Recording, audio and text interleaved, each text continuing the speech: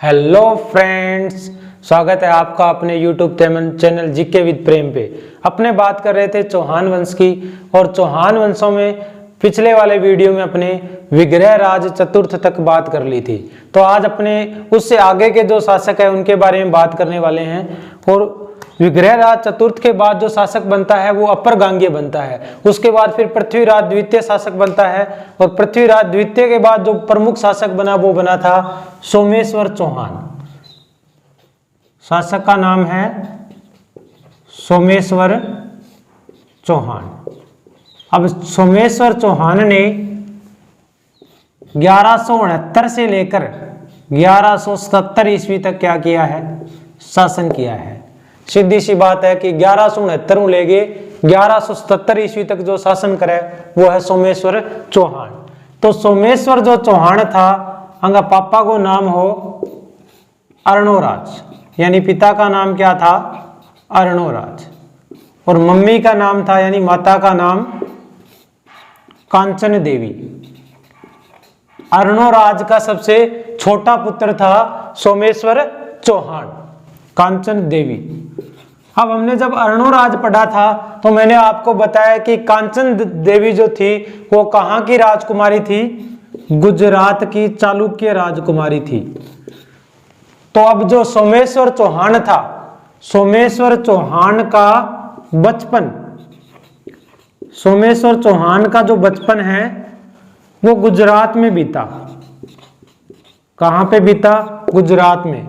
यानी लालन पालन इगो नानेरामी होयो, ननिहाल में बड़ा हुआ, और ननिहाल में ही सोमेश्वर का क्या कर दिया गया? विवाह। विवाह किससे होता है? यानी इनकी पत्नी का जो नाम था वो था कर्पूरी देवी। कौन सी देवी? कर्पूरी देवी। अब जो कर्पूरी देवी है ये थी कलचुरी वंश के शासक अचल की पुत्री। किसकी पुत्री थी? अचल की। सीधी सी बात है कि कर्पूरी देवी के पिता को नाम हो अचल, और ये जो कलचुरी वंश है ये त्रिपुरी में शासन कर रहा था। कहां पे शासन कर रहा था? त्रिपुरी में। तो इन्हें बोल दिया जाता है त्रिपुरी का कलचुरी वंश। तो यहां की राजकुमारी थी कर्पूरी देवी। अब कर्पूरी देवी से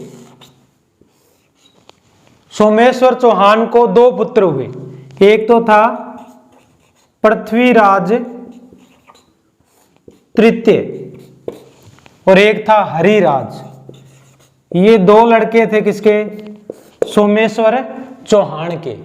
इसके अलावा सोमेश्वर चौहान ने कोंकण के शासक, कोंकण को शासक है मल्लिका अर्जुन। क्या नाम है? मल्लिका अर्जुन। कोंकण के शासक मल्लिका अर्जुन को क्या कर दिया? हरा दिया। ठीक है। अब इसके अलावा सोमेश्वर चौहान ने अपने पिता कौन है? यानी इनके पिताजी है अर्णोराज। अपने पिता व स्वयं की मूर्ति बनाकर, मूर्ति बनवाकर, मूर्ति कला की नवीन शैली को प्रोत्साहन दिया। अब आपसे पूछ ले, चौहान वंश के किस शासक ने मूर्ति कला को प्रोत्साहन दिया? तो नाम किसका आएगा? सोमेश्वर चौहान का। अब इसके अलावा सोमेश्वर चौहान का एक बहुत ही प्रसिद्ध अभिलेख या शिलालेख मिला है जिसे कहते हैं बिजोलिया शिलालेख। कौन सा शिलालेख? बिजोलिया शिलालेख। अब ये जो बिजोलिया शिलालेख है ये राजस्थान के भीलवाड़ा जिले के बिजोलिया नामक स्थान से मिला है, और ये 1170 ईस्वी का है। कब का है? 1170 ईस्वी का। फिर उसके बाद इस शिलालेख का लेखक कौन था? तो इस शिलालेख का लेखक था गुणभद्र। कौन सा भद्र? गुणभद्र। अब इस शिलालेख की स्थापना किसने करवाई? तो इसकी जो स्थापना है जैन मंदिर पार्श्वनाथ के निर्माण की याद में जैन श्रावक लोलाक ने इसकी क्या करवा दी? स्थापना करवाई। लोलाक ने करवाई। तो ये है बिजोलिया शिलालेख। ठीक है, इस बिजोलिया शिलालेख में सोमेश्वर चौहान को प्रताप लंकेश्वर की उपाधि दी गई है। अब आपसे पूछ ले कि बिजोलिया शिलालेख में प्रताप लंकेश्वर की उपाधि किसे दी गई है? तो वो दी गई है सोमेश्वर चौहान को। कौन से शिलालेख में? बिजोलिया शिलालेख में। फिर सोमेश्वर चौहान की हत्या या मृत्यु वो हो जाती है गुजरात के शासक भीम सेकंड से युद्ध करते समय 1177 ईस्वी में क्या हो गई? सोमेश्वर चौहान की मृत्यु हो गई। अब सोमेश्वर चौहान की मृत्यु के बाद जो शासक बनेगा वो बनेगा पृथ्वीराज तृतीय। स्क्रीनशॉट लेना चाहो तो ले लो, अन्यथा अपने आगे चलते हैं।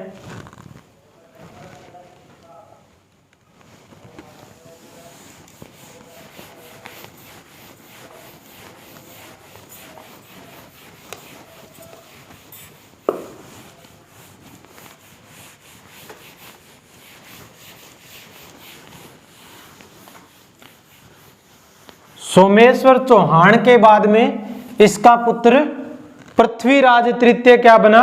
शासक। पृथ्वीराज तृतीय। सबसे पहले हमें पता होना चाहिए कि पृथ्वीराज ने शासन कब से कब तक? तो 1177 ईस्वी से लेकर 1192 ईस्वी। सीधी सी बात है कि पृथ्वीराज को जो टाइम पीरियड हो वो हो 1170 लेके 1192 ईस्वी के बीच में। फिर सारा पहला इनका जीवन परिचय की बात करांगा। तो इसका जीवन परिचय की बात की जाए तो पिता का नाम क्या था? पिता का नाम था सोमेश्वर चौहान और माता का नाम कर्पूरी देवी। कर्पूरी देवी। अब सोमेश्वर चौहान की 1177 ईस्वी में क्या होगी? मृत्यु हो गई। तो इस समय जो पृथ्वीराज तृतीय है वो क्या है? मात्र 11 वर्ष के हैं। कितने वर्ष के हैं? मात्र 11 वर्ष के। यानी इनका जो जन्म हुआ था वो हुआ था 1166 ईस्वी में। और कहां पे हुआ था?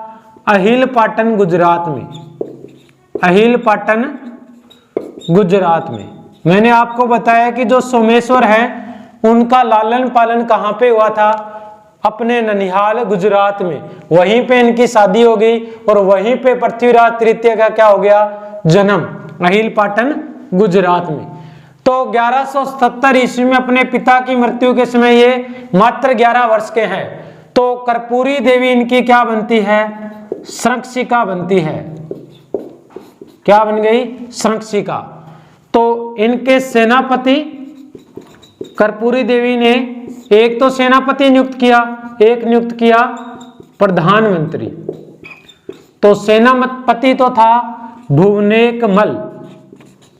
कौन हो सेनापति? भुवनेक मल। फिर प्रधानमंत्री कदम्ब दास या इनापा के द्या के मास।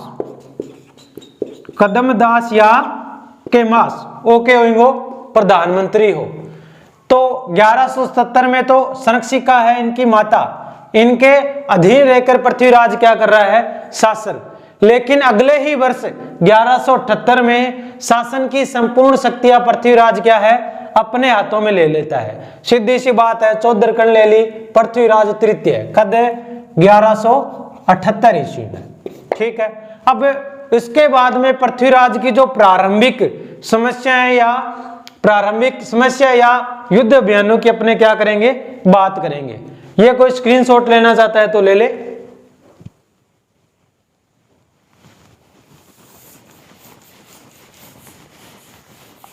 अब आप बात कराएंगे युद्ध अभियान की।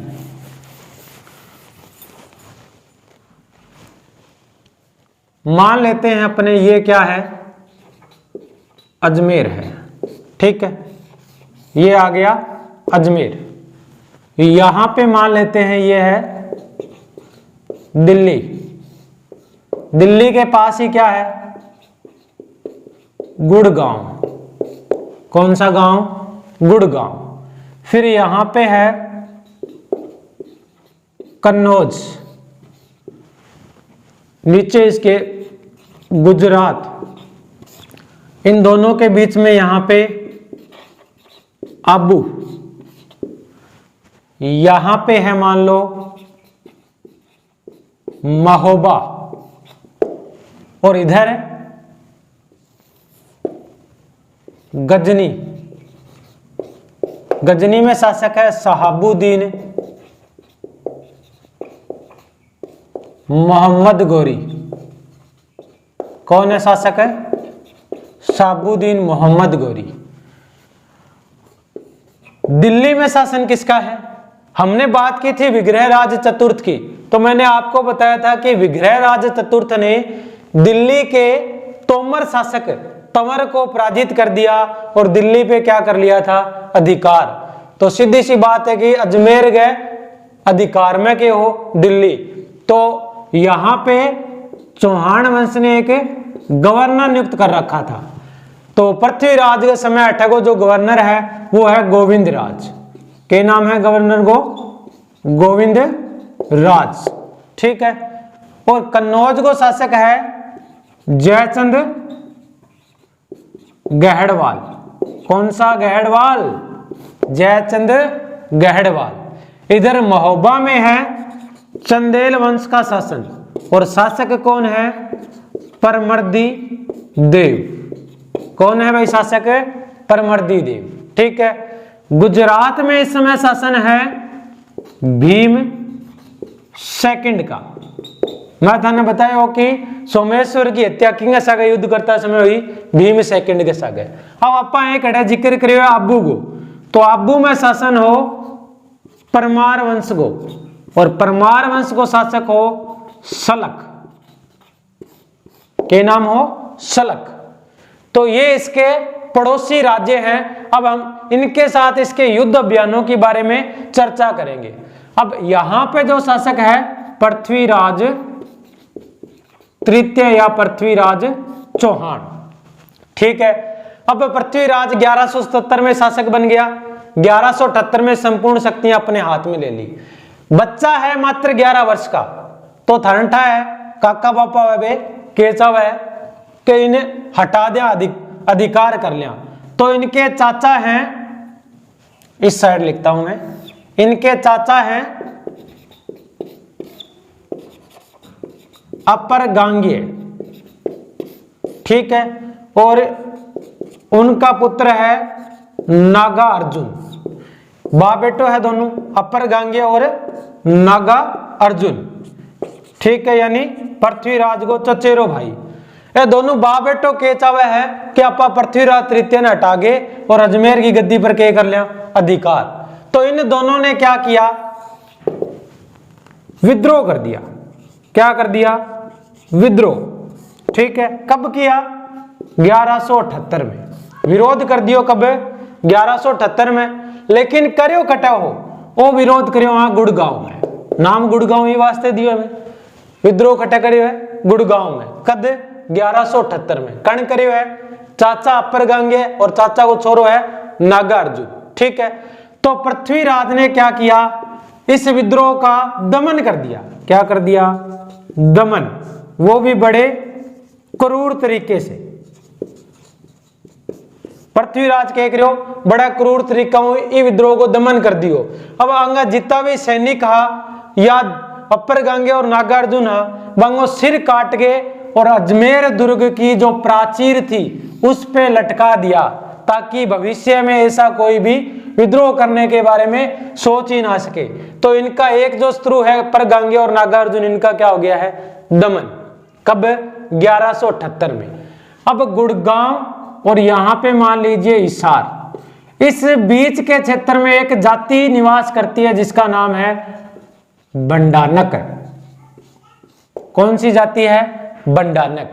अब ये जाति जानी जाती है अपने उत्पाद के लिए, यानी ये इनका जो मुख्य काम है लूटपाट करना, और इस क्षेत्र में इन्होंने क्या मचा रखा है, बड़ा विद्रोह मचा रखा है। तो ठीक है, इससे पहले हमने बात की थी कि विग्रहराज चतुर्थ ने भी इन बंडानकों को क्या किया था, पराजित। तो पृथ्वीराज ने भी इन बंडानकों का क्या कर दिया, दमन कर दिया। क्या कर दिया? दमन। कब?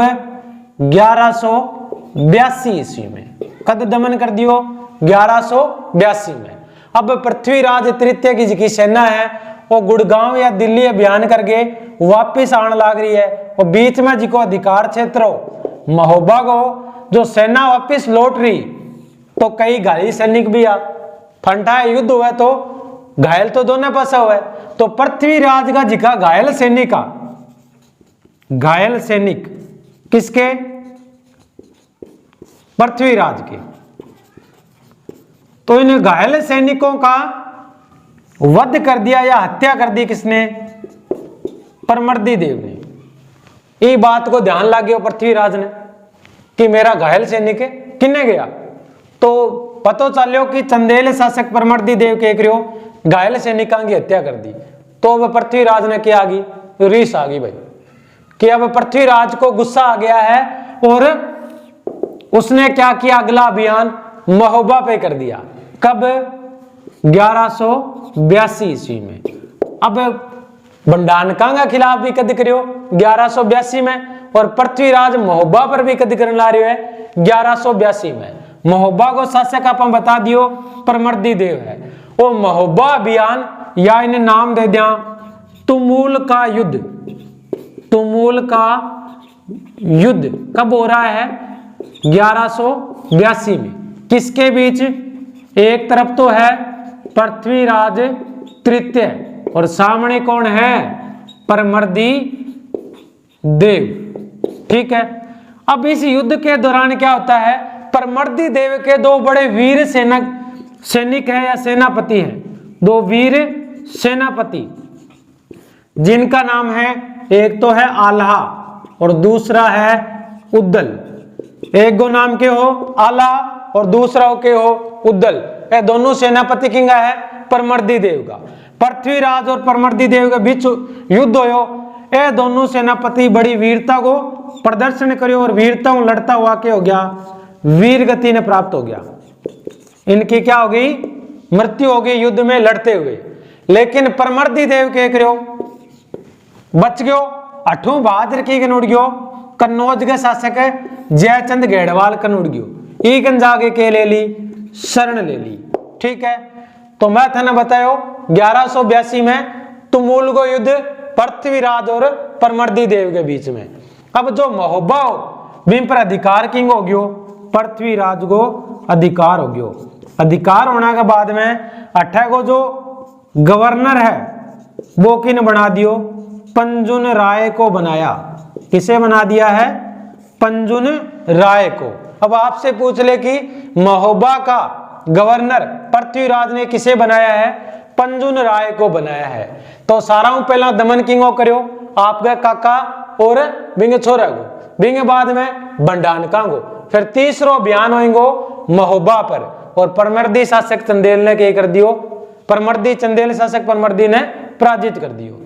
इसके बाद में बात करते हैं आबू की। आबू का शासक कौन है? सलक। ठीक है। अब सलक की एक पुत्री है, सलक की पुत्री को नाम है इच्छनी। क्या नाम है भाई सलक की पुत्री को? इच्छनी। अब इच्छनी की उम्र होगी ब्याह वाली। ठीक है। अब इच्छनी से भीमसेकंड क्या करना चाहता है, विवाह करना चाहता है, ठीक है। और इधर पृथ्वीराज भी क्या करना चाहता है, इससे विवाह। इस इच्छनी से विवाह करने की इच्छा है कितने व्यक्तियों की, दो की। एक कहां का शासक है, अजमेर का, और दूसरा गुजरात का। दूसरी बात, भीमसेकंड और पृथ्वीराज तृतीय के बीच क्या है, दुश्मनी है। क्यों है भाई, भीमसेकंड ने पृथ्वीराज तृतीय के पिता की क्या कर दी थी, हत्या। तो इसे पता चला कि भीमसेकंड इससे ब्याह करना चाहता है, तो मैं भी क्यों ब्याह क्यों ना कर लूं। तो इच्छनी से विवाह हो जाता है किसका, पृथ्वीराज सेकंड का। ये बात नाराज हो गयो कौन, भीमसेकंड और पृथ्वीराज दोनों के बीच क्या हो गया, मन मुटाव। अब जो अगलो अभियान होशी आपनो किंग सागे होशी, गुजरात के शासक भीमसेकंड सागे, ठीक है। पहलो कारण मैं थाने बता दियो, इच्छनी से विवाह, इच्छनी से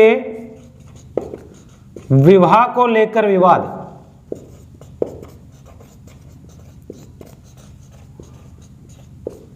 ठीक है। दूसरो कारण है कि पृथ्वीराज तृतीय है, इनके चाचा को नाम है कान्हड़ देव।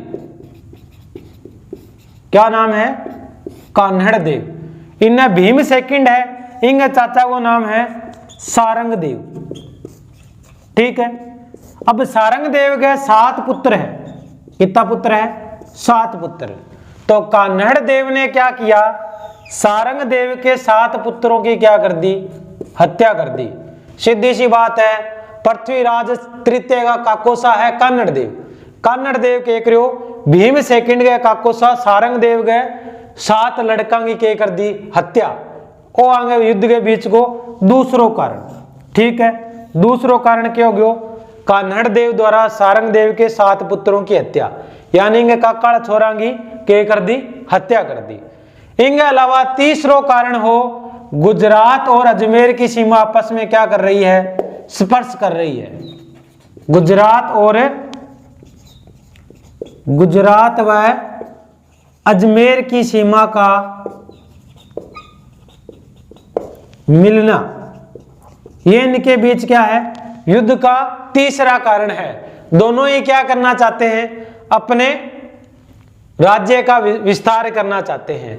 और चौथा और मुख्य कारण क्या है, पृथ्वीराज तृतीय के पिता सोमेश्वर चौहान की हत्या किसने कर दी थी, भीमसेकंड ने कर दी थी। इस कारण इन दोनों के बीच युद्ध लड़ा गया और उस युद्ध का नाम था नागौर का युद्ध। कौन सा युद्ध, नागौर का युद्ध। और किसके बीच, भीमसेकंड कहां का शासक है, गुजरात का, वर्सेज पृथ्वीराज तृतीय, पृथ्वीराज तृतीय। इन दोनों के बीच युद्ध कौन सा हुआ, नागौर का युद्ध। पर एक बात, ये युद्ध क्या रहता है, अनिर्णायक रहता है। ना तो भीमसेकंड हारा, ना पृथ्वीराज तृतीय जीता। कोई भी रिजल्ट कौन निकलियो युद्ध को, तो बाद में भीमसेकंड को महामंत्री है जिनको नाम है जगदेव प्रतिहार, के नाम है जगदेव प्रतिहार। वो बीच में मध्यस्थता करके इसने क्या किया, दोनों के बीच संधि करवा दी। यानी बिचौलो कौन बन्यो, जगदेव प्रतिहार। भीमसेकंड और पृथ्वीराज तृतीय के बीच क्या करवा दी, संधि। इस प्रकार इनका ये गुजरात के साथ क्या हुआ, संघर्ष हुआ। यहां तक समझ में आया। किसी को स्क्रीनशॉट लेना हो इसका। अब आप आगे बात करते हैं कन्नौज के साथ। एक बार इसको मैं हटा रहा हूं, कन्नौज के साथ संघर्ष की बात करते हैं।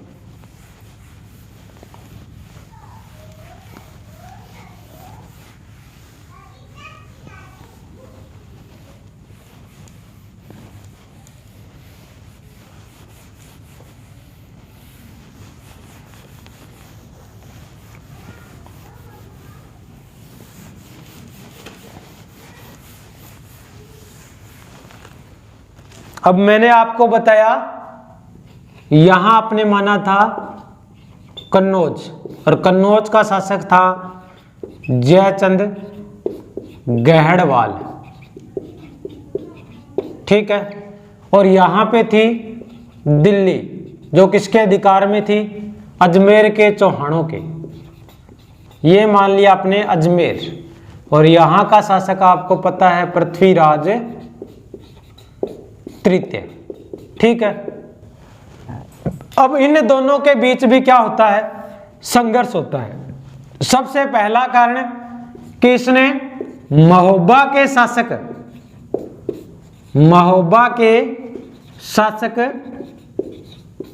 परमर्दी देव को क्या दे दी? परमर्दी देव को शरण दे दी। तो ये परमर्दी देव किसके साथ युद्ध के दौरान भागा था? पृथ्वीराज तृतीय के खिलाफ। इसके अलावा जो दिल्ली है, इस पे इसका अधिकार है, और ये जयचंद गहड़वाल भी इस पे क्या करना चाहता है? अधिकार करना चाहता है। तो यहां पे अपने दूसरा कारण लिखेंगे, दिल्ली पर अधिकार को लेकर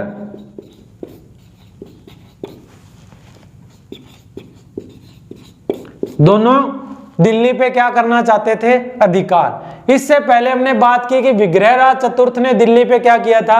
अधिकार। अब जयचंद गहड़वाल है, इनके पिता का नाम था विजयचंद्र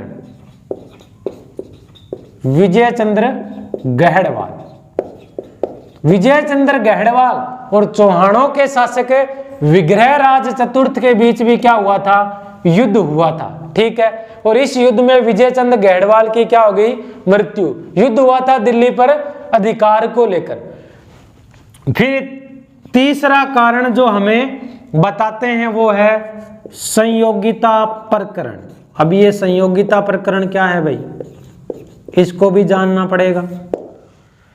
तो मैंने आपको बताया कि जो पृथ्वीराज रासो, हमने बात की थी राजपूतों की उत्पत्ति के समय, पृथ्वीराज रासो किसने लिखा था?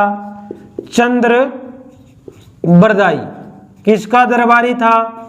पृथ्वीराज तृतीय का। तो पृथ्वीराज रासो में चंद्र बरदाई क्या बताता है कि जो संयोगिता है वो क्या है? जयचंद गहड़वाल की पुत्री है। जयचंद्र गहड़वाल की क्या है? ये पुत्री है, ठीक है। अब पृथ्वीराज रासो में चंद्र बरदाई के है कि संयोगिता और पृथ्वीराज तृतीय के बीच में क्या है? प्रेम संबंध है। यानी पृथ्वीराज संयोगिताओं के ग्रह है, प्रेम ग्रह है, और संयोगिता भी अथाह प्रेम करेगी पृथ्वीराज तृतीय ने। आ बात जच्चे को निकिंग है जयचंद गहड़वाल गए, ठीक है। तो जयचंद गहड़वाल ने क्या किया? स्वयंवर आयोजित किया। किसका आयोजन किया? स्वयंवर, यानी अपना वर कौन चुनेगा? संयोगिता खुद चुनेगी। किस अवसर पे स्वयंवर का आयोजन किया? राजस्व यज्ञ के अवसर पे। जब हम भारतीय इतिहास की बात करते हैं और भारतीय इतिहास में वैदिक काल की बात करते हैं तो उसमें नाम आता है राजस्व यज्ञ। और ऐत्रेय ब्राह्मण में अलग अलग दिशाओं के राजाओं के द्वारा किए जाने वाले यज्ञों का विवरण मिलता है। तो राजस्व यज्ञ कौन सी दिशा का राजा करता था? तो राजस्व यज्ञ की बात की जाए तो यह मध्य क्षेत्र का राजा करता था। और किस अवसर पे करता था? राज्याभिषेक के अवसर पर। राज्याभिषेक के अवसर पर। लेकिन जयचंद गहड़वाल किस अवसर पे कर रहा है? स्वयंवर। और किसका स्वयंवर? संयोगिता का। अब संयोगिता को स्वयंवर निश्चित कर दियो, लेकिन नजदीक सारा राजा ने बुला लिया। एक राजा ने कौन बुलाया? वो राजा कौन हो? पृथ्वीराज तृतीय। अगर इसको बुलाना ही होता तो फिर पहले ही शादी कर देता, क्योंकि इसके साथ इंग सगे बने को नहीं, सीधी सी बात है। तो पृथ्वीराज तृतीय को बुलाया नहीं, बल्कि इसका अपमान करने के लिए क्या किया गया? अपमान करने के लिए इसकी लोहे की मूर्ति बनवाई। लोहे की मूर्ति बनवाई और इस मूर्ति को क्या किया, द्वारपाल के स्थान पे खड़ा कर दिया, द्वारपाल के स्थान पर खड़ा कर दिया है। मूर्ति किसकी है, पृथ्वीराज तृतीय की। अब संयोगिता ने क्या किया, सभी राजाओं को छोड़कर सीधा जाकर माला किसको पहना दी, इस द्वारपाल वाली मूर्ति को, यानी पृथ्वीराज तृतीय को। और उसी समय पृथ्वीराज तृतीय अपने सैन्य बल के साथ कन्नौज पहुंचते हैं और संयोगिता को उठाया और कहां लेकर आ गए, अजमेर। यानी संयोगिता का क्या कर लिया, अपहरण कर लिया है। संयोगिता का क्या कर लिया, अपहरण, और अजमेर में लाकर क्या कर ली, विवाह कर लिया। अब वैदिक काल में 8 प्रकार के विवाहों का उल्लेख है। अब इस विवाह को राक्षस विवाह की श्रेणी में रखा जाता है। तो ये विवाह का कौन सा प्रकार कहलाया, राक्षस विवाह। इसे छात्र धर्म भी कहते हैं, यानी क्षत्रिय का धर्म। इस प्रकार संयोगिता से पृथ्वीराज ने क्या कर लिया, विवाह कर लिया। इस बात से जयचंद गढ़वाल क्या हो गया, नाराज। इस प्रकार कन्नौज और जयचंद के बीच ये संघर्ष हुआ। ठीक है। अब उसके बाद रह जाता है उत्तर पश्चिमी सीमा पर स्थित गजनी वंश का शासक शहाबुद्दीन गोरी। तो अब आगे हम उसकी बात करते हैं। स्क्रीनशॉट लेना चाहो तो ले लो, अन्यथा आगे चलते हैं अपने।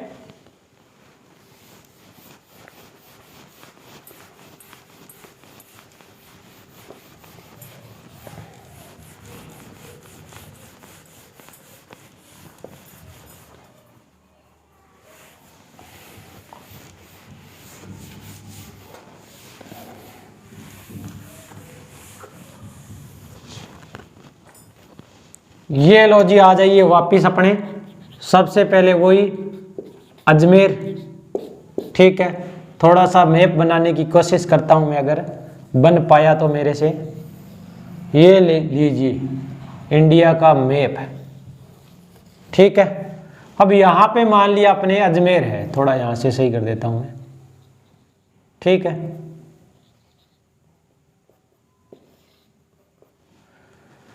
और यहां पे ये है जम्मू, इधर वाला क्षेत्र पाकिस्तान, और ये उस समय भारत का ही क्या था, हिस्सा था। तो यहां पे है गजनी, और गजनी का शासक है शहाबुद्दीन मोहम्मद गोरी। कौन है, शहाबुद्दीन मोहम्मद गोरी। इधर जम्मू में इस समय शासक है विजय चंद्र, और इसका पुत्र है नरसिंह देव, सॉरी विजय देव, और इसका पुत्र है नरसिंह देव। ठीक है। तो ये जम्मू में है। अजमेर में हमें पता है कि पृथ्वीराज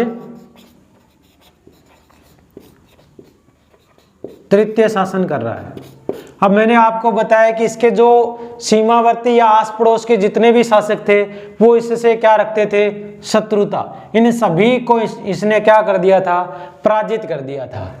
अब शहाबुद्दीन मोहम्मद गोरी वो क्या चाहता है, भारत पर आक्रमण करना चाहता है। और इससे पहले अगर अपने बात करें कि प्रथम तुर्क आक्रमणकारी कौन था, तो वो था सुबुक्तगीन। लेकिन सुबुक्तगीन का पुत्र महमूद गजनवी, इसने भारत पे कुल 25 बार आक्रमण किए हैं। कितनी बार है, 25 बार। इन 17 बार। कितनी बार है, 17 बार। इन 17 में से सबसे महत्वपूर्ण जो इसका आक्रमण था वो था सोमनाथ मंदिर पर। और सोमनाथ मंदिर कहां पे है, गुजरात में है। कहां पे है, गुजरात में। ठीक है। तो शहाबुद्दीन मोहम्मद गोरी भी भारत पे आक्रमण करना चाहता है, क्योंकि महमूद गजनवी ने सोमनाथ पे आक्रमण किया और बहुत सारा खजाना लूटा था। और ये भी भारत से क्या प्राप्त करना चाहता है, खजाना प्राप्त करना चाहता है। अब मैंने आपको बताया था कि गुजरात का जो शासक है वो इस समय कौन है, भीम सेकंड है, ठीक है। तो शहाबुद्दीन मोहम्मद गोरी भारत में प्रवेश करता है कौन से दर्रे से, खैबर दर्रे से। जितने भी भारत में आक्रमणकारी आएंगे वो किस दर्रे से आएंगे, खैबर दर्रे से आएंगे। खैबर दर्रे से भारत में प्रवेश किया और सर्वप्रथम 1175 ईस्वी में, कब, 1175 ईस्वी में किसको जीत लिया, मुल्तान को जीत लिया। यानी सीधी सी बात है, शहाबुद्दीन गोरी यानी मोहम्मद गोरी 1175 में मुल्तान ने जीत लियो। अब ये आगे की योजना बनाना चाहता है, इधर सबसे पहले आएगा तो सबसे शक्तिशाली शासक कौन है, पृथ्वीराज तृतीय शासन कर रहा है। और यहां पे गुजरात में क्या है, ये सोमनाथ मंदिर है। तो गोरी ने भी क्या सोचा, क्यों ना मैं भी यहां से पहले किस पे आक्रमण करूं, गुजरात पे। तो 1178 ईस्वी में, कब की बात है, 1178 ईस्वी में गुजरात पर आक्रमण कर दिया मोहम्मद गोरी ने। अब इनके बीच जो युद्ध हुआ वो कहलाता है आबू का युद्ध। के नाम है भाई युद्ध को, आबू को युद्ध। कब हुआ, 1178 ईस्वी में, ठीक है। अब एक तरफ तो है मोहम्मद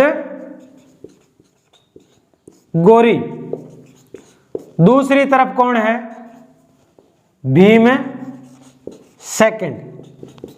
एक साइड मोहम्मद गोरी है, दूसरी साइड भीम सेकंड है। दोनों में युद्ध हो और जीत किंग होगी, जीत होगी भाई भीम सेकंड की। तो अब आपसे पूछ ले कि मोहम्मद गोरी की भारत में पहली हार कौन सी है, तो वो है आबू के युद्ध में 1178 ईस्वी में गोरी की पहली हार। और पहली जीत कौन सी थी, मुल्तान वाली। तो कह देंगे पहली जीत भारत में कौन सी है, भारत में पहली जीत है मुल्तान विजय 1175। अब ये युद्ध हारने के बाद गोरी वापस कहां गया, मुल्तान। अब सोचो भाई इन्नू तो पार पड़ेगा नहीं, कोई और योजना बनानी पड़ेगी। तो इधर जम्मू का शासक है विजय देव और इसका पुत्र है नरसिंह देव। अब इसे डर है कि जिस प्रकार इसने दिल्ली पे अधिकार कर रखा है, कन्नौज को हराया, महोबा को हराया, फिर गुजरात के शासक के साथ भी संघर्ष किया, हो ना हो जब कभी पृथ्वीराज तृतीय मेरे पे भी आक्रमण करेगा और मुझे हराकर मेरा राज्य छीन लेगा। तो इस भाई ने क्या किया, मोहम्मद गोरी की सहायता की। क्या की, मोहम्मद गोरी की सहायता। और सहायता स्वरूप अपने पुत्र नरसिंह देव को किसकी तरफ से लड़ने के लिए भेज दिया, गोरी की तरफ से। गोरी ने यहां पे एक स्थान है तबर हिंद, क्या नाम आया, तबर हिंद। इधर बता देता हूं मैं, नाम है तबर हिंद। अब पूछ ले ये किसका नाम है भाई, तबर हिंद। ये प्राचीन नाम है बठिंडा का, जिसे आज अपने किस नाम से जानते हैं, बठिंडा। वो गोरी या पृथ्वीराज के समय किस नाम से जाना जाता था, तबर हिंद, ठीक है। तो गोरी ने क्या किया, इस तबर हिंद पर अधिकार कर लिया। क्या कर लिया, तबर हिंद पर अधिकार। किसने, गोरी ने, ठीक है। अधिकार करने के बाद यहां का गवर्नर या सूबेदार किसे बना दिया, काजी जियाउद्दीन को। किसे बनाया भाई, काजी जियाउद्दीन को क्या बना दिया, यहां का सूबेदार बना दिया। ओ जिको तबर हिंद है ओ किंग अधिकार मान ला रही है, अजमेर के अधिकार में है। 8 तक किंगो शासन है पृथ्वीराज को।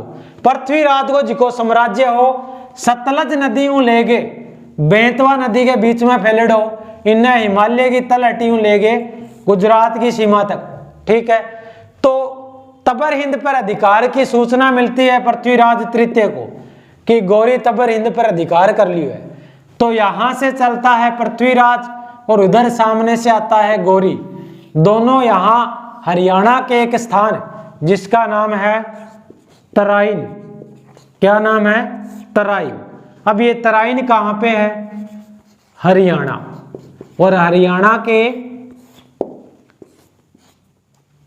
करनाल जिले में पड़ता है। कौन से जिले में? करनाल जिले में। इस मैदान में आमने सामने है, एक तरफ अपना पृथ्वीराज भाई जी है, पृथ्वीराज चौहान जिका आपा कहते हैं पृथ्वीराज तृतीय। सामने है गजनी को शासक मोहम्मद गोरी। पहली बार भिड़न ला रहा है। ये वास्ते ने कह दियो तराइन का प्रथम युद्ध। कौन सा युद्ध? तराइन का प्रथम युद्ध। पूछ लेगा कब लड़ा गया? 1191 ईस्वी में। ठीक है, पृथ्वीराज चौहान और गोरी के बीच। इस युद्ध में क्या होता है? पृथ्वीराज की विजय हो जाती है। यानी विजय किसकी हुई? पृथ्वीराज चौहान की। और मोहम्मद गोरी को आपसे पूछ ले घायल किसने किया, तो मैंने आपको बताया था दिल्ली का गवर्नर कौन था? दिल्ली का गवर्नर जिसका नाम है गोविंदराज। क्या नाम है? गोविंदराज। गोविंदराज ने अपने भाले या बर्छी से किसे घायल कर दिया?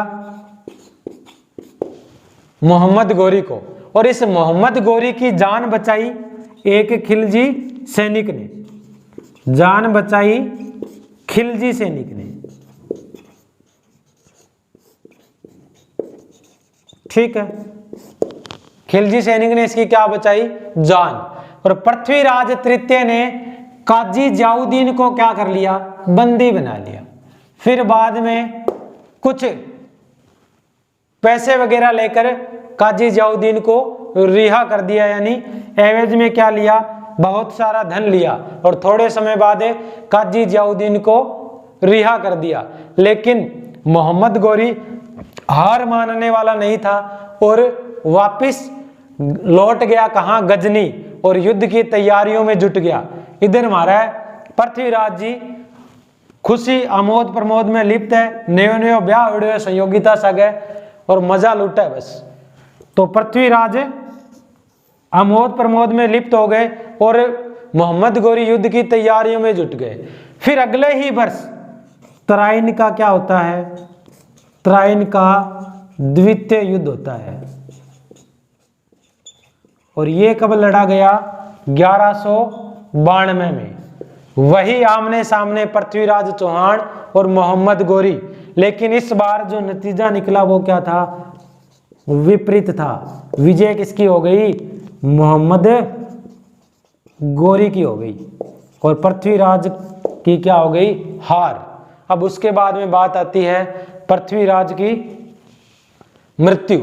तो अलग अलग इतिहासकार इसके बारे में अलग अलग मत देते हैं। इसका कोई स्क्रीनशॉट लेना चाहे तो ले ले, अन्यथा आगे चलते हैं अपने। चलो जी, अब आप आगे चला। अब करा पृथ्वीराज की मृत्यु की बात।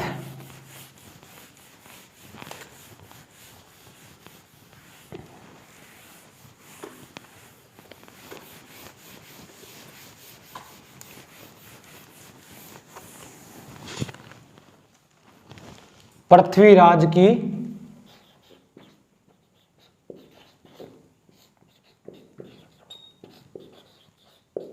मृत्यु।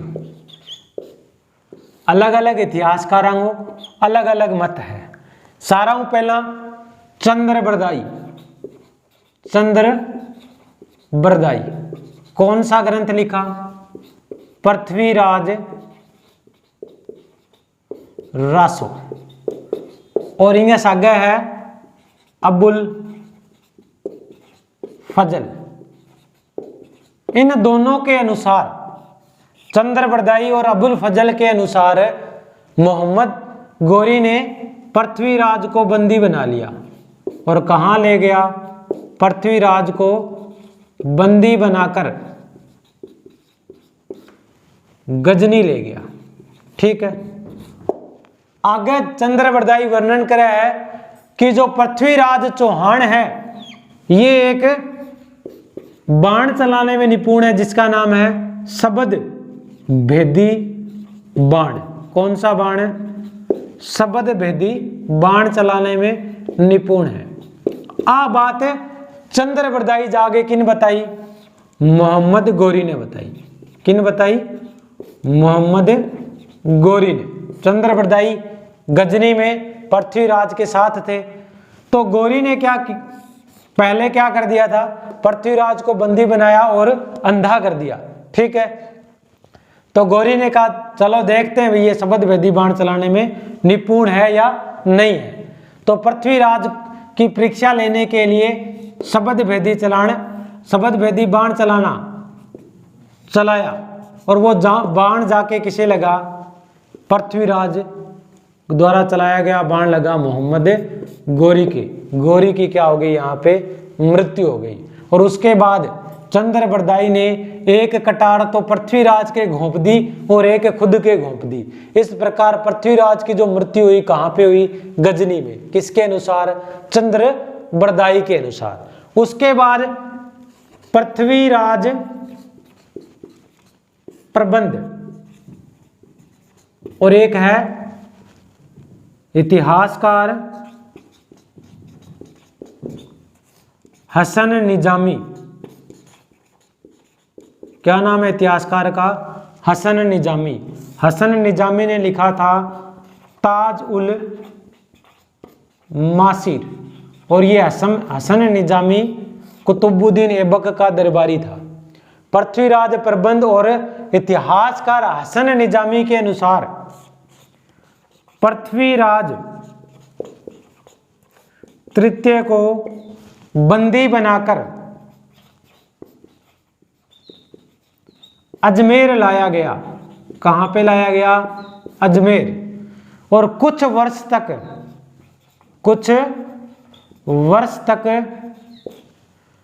पृथ्वीराज ने गोरी के अधीन अजमेर में शासन किया।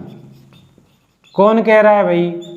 एक तो ग्रंथ का नाम है पृथ्वीराज प्रबंध, दूसरा इतिहासकार है हसन निजामी। ये दोनों कह रहे हैं कि पृथ्वीराज को बंदी बनाकर कहां लाया गया? अजमेर लाया गया। और वहां पर कुछ वर्षों तक पृथ्वीराज ने गोरी के अधीन अजमेर में शासन किया। फिर पृथ्वीराज ने गोरी को मारने का प्लान बनाया, जिसका पता चलने के बाद गोरी ने क्या किया? पृथ्वीराज की हत्या करवा दी और पृथ्वीराज के स्थान पर इसके पुत्र गोविंद राज को अजमेर का शासक बनाया। इसके अलावा एक और इतिहासकार है मिन्हाजुद्दीन सिराज। मिन्हाजुद्दीन सिराज के अनुसार पृथ्वीराज की मृत्यु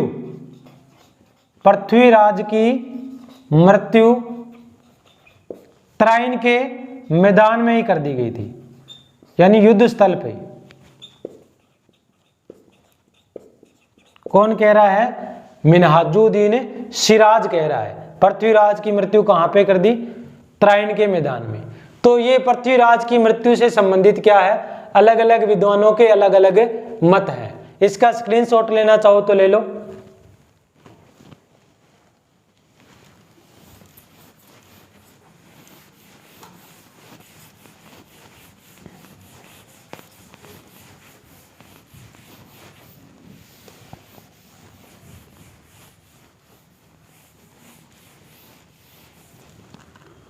उसके बाद पृथ्वीराज की उपाधि की बात की जाए, पृथ्वीराज की उपाधि, तो इसे एक तो कहा जाता है राय पिथोरा।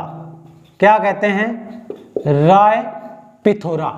इसके अलावा दल पुंगल, और दल पुंगल का अर्थ होता है विश्व विजेता।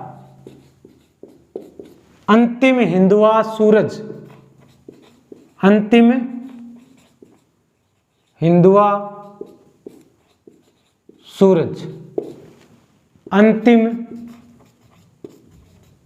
हिंदू सम्राट। इसके अलावा भारतेश्वर, ये इसके क्या है, उपाधियां हैं।